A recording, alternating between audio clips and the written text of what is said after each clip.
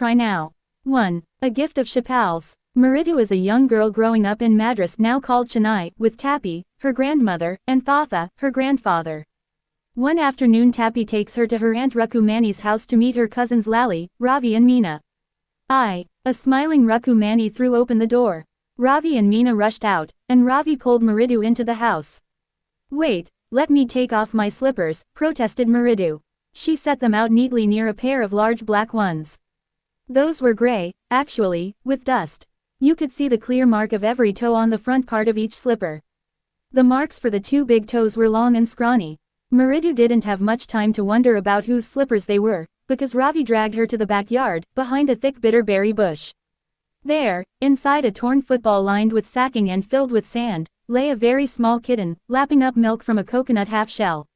"We found him outside the gate this morning. He was mewing and mewing, poor thing," said Meena. "It's a secret. Amma says Pati will leave for our Padu Mama's house if she knows we have a cat. People are always telling us to be kind to animals, but when we are, they scream.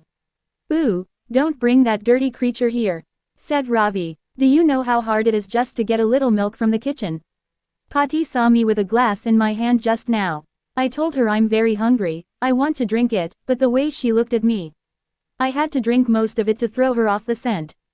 Then she wanted the tumbler back. 'Pati, Pati, I'll wash it myself, why should I put you to trouble?' I told her. I had to run and pour the milk into this coconut shell and then run back and wash the tumbler and put it back before she got really suspicious. Now we have to think of some other way to feed Mahendran." "Mahendran? This little kitty's name is Mahendran?" Meridu was impressed. It was a real name, not just a cute kitty cat name. Actually his full name is Mahendravarma Pallava Punai.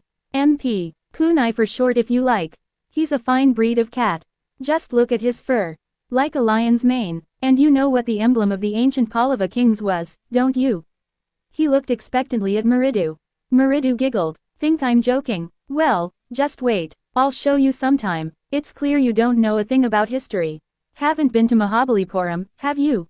he said mysteriously. "Well, when our class went to Mahabalipuram, I saw a statue of his Thathas, etc., etc. Fact is, Mahendran here is descended from that very same ancient cat. A close relative, scientifically speaking, of none other than the lion. The Pallava lion, emblem of the Pallava dynasty." Ravi went on, walking around the bitterberry bush, waving a twig up and down, his eyes sparkling. "This cat is a descendant of none other than the Mahabalipuram Rishi cat. And if I may just remind you, they worshipped cats in ancient Egypt." How he loved the sound of his own voice. Meena and Meridu exchanged looks. "What does that have to do with anything?" Meridu demanded. I'm telling you this cat is descended from the Egyptian cat god, no, goddess. Bastet. Yeah, that's it. So, well, one of the descendants of that cat goddess was a stowaway in one of the Pallava ships, and his descendant was the Mahabalipuram Rishi cat, whose descendant is." Ravi flourished his twig at Mahendran, MP. "Punai here, whoopee!" he shrieked, very pleased with himself. Mahendran looked up, alarmed. He had just been sharpening his claws on the edge of the coconut shell. But worse than Ravi's awful whoopee was a creech from the window. What a weird sound. If Meridu was startled, MP. Punai was frightened out of his wits. Hair standing on end, he bounced up and scurried towards a bamboo tray of red chilies that had been set out to dry. Trying to hide beneath it, he tipped a few chilies over himself. "Mia!" he howled miserably. The creeching went on and on. "What's that noise?" said Meridu. "That's Lally learning to play the violin," grunted Ravi. "She'll never learn a thing. The music master just goes on playing like a train whizzing on and on, while Lally's all the time derailing. Going completely off track, too." Meridu crept up to the window. Lally was sitting a little distance away, awkwardly holding her violin and bowstring, her elbows jutting out and her eyes glazed with concentration. In front of her, with most of his back to the window, was the bony figure of the music master. He had a mostly bald head with a fringe of oiled black hair falling around his ears and an old-fashioned tuft. A gold chain gleamed around his leathery neck, and a diamond ring glittered on his hand as it glided up and down the stem of the violin. A large foot stuck out from beneath his gold-bordered veshti edge, and he was beating time on the floor with the scrawny big toe. He played a few notes. Lally stumbled behind him on her violin, which looked quite helpless and unhappy in her hands. "What a difference," The music master's notes seemed to float up and settle perfectly into the invisible tracks of the melody. It was like the wheels of a train fitting smoothly into the rails and whizzing along, as Ravi said. Mridu stared at that huge, bare-ringed hand moving effortlessly up the violin's stem, making lovely music. Squawk! There was Lally derailing again. Amma! Came a wail from the gate. Amma, oh! Ravi, send that beggar away! Cried his mother from the back veranda, where she was chatting with Tappy. He has been coming here every day for the past week, and it's time he found another house to beg from. Pati explained to Tappy. Mridu and Meena followed Ravi out. The beggar was already in the garden, making himself quite at home. He had spread his upper cloth under the neem tree, and was leaning against its trunk, apparently prepared to take a little snooze while he waited for the alms to appear. Go away, said Ravi sternly. My Pati says it's time you found another house to beg from. The beggar opened his eyes very wide and gazed at each of the children one by one. The ladies of this house, he said, at last, in a voice choked with feeling, are very kind souls. I have kept my body and soul together on their generosity for a whole week. I cannot believe that they would turn me away. He raised his voice. Amma, Amma, oh! Sad his wail might be, but it certainly wasn't feeble. It began in a deep, strong rumble somewhere in his withered belly, and came booming out of his mouth, with its few remaining teeth stained brown with beetle chewing. Ravi, tell him there's nothing left in the kitchen, called Rukumani, and he's not to come again, tell him that. She sounded fed up. Ravi didn't have to repeat it all to the beggar. What his mother said had been easy for them all to hear, there under the neem tree. The beggar sat up and sighed. I'll go, he said wearily, only let me have a rest here under this tree. The sun is so hot, the tar has melted on the road. My feet are already blistered. He stretched out his feet to show large, pink, peeling blisters on the soles of his bare feet. I suppose he doesn't have the money to buy chapals, Mridu whispered to Meena Ravi. Have you got an old pair in the house somewhere? I don't. No, said Ravi. Mine are too small to fit his feet, or I'd have given them to him. And his feet were larger than Mridu's and Meena's. The beggar was shaking out his upper cloth and tightening his dhoti. He raised his eyes and looked fearfully at the road, gleaming in the afternoon heat. He needs something on his feet, Meena said, her big eyes filling. It's not fair, SSH, said Ravi. I'm thinking about it, blubbering, it's not fair, isn't going to help. In 2 minutes he'll be frying his feet on that road. What he needs is a pair of chapals. So where do we get them? Come, let's search the house. He pushed Mridu and Meena into the house.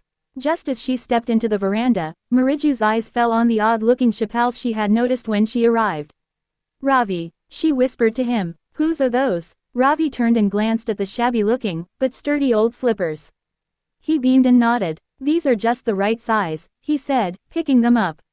Mridu and Meena followed him nervously back into the garden. Here, said Ravi to the beggar, dropping the slippers in front of the old man. Wear these and don't come back. The beggar stared at the slippers, hurriedly flung his towel over his shoulder, pushed his feet into them and left, muttering a blessing to the children.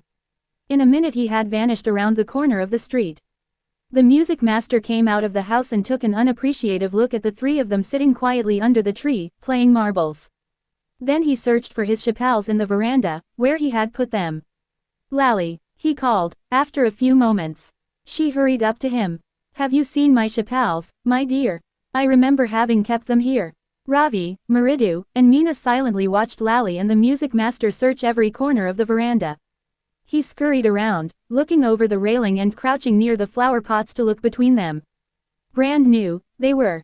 I went all the way to Mount Road to buy them.